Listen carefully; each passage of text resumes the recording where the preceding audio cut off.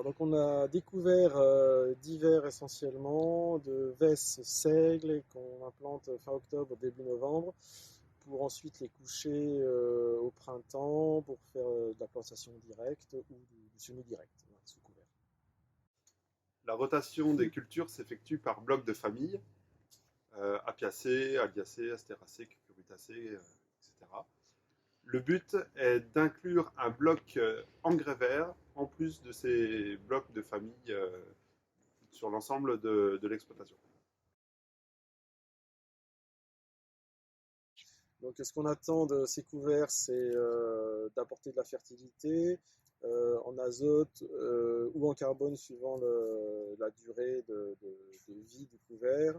Donc c'est le couvert le sol non découvert pendant l'hiver et puis voilà, d'apporter de la biomasse, quoi.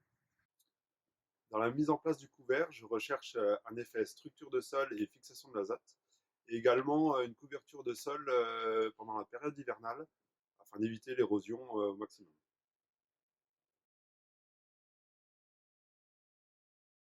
Donc on sème nos couverts à la volée. Ensuite, suivant le précédent, éventuellement on finit à l'herse rotative avec un rouleau.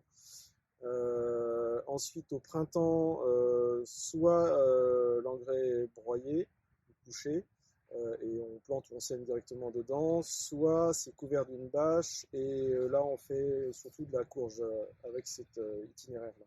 Donc, comme on ne fait pas de travail du sol pour les cultures de courge, donc le fait de mettre une bâche et de planter directement dans les trous de bâche, ça permet donc de faire dégrader le couvert progressivement et d'apporter des nutriments pour la culture.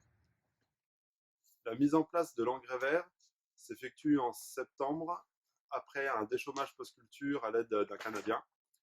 Le choix du mélange de l'engrais vert se fait en fonction de la structure du sol avec le seigle à raison de 40% du mélange, puis la fixation de l'azote à l'aide du poids à 40% et de la vesse à 20%. C'est un semis qui s'effectue à la volée et ensuite passage de la RC-trille en faible profondeur pour pouvoir recouvrir les graines et passage d'un rouleau tasseur pour bien réappuyer le sol.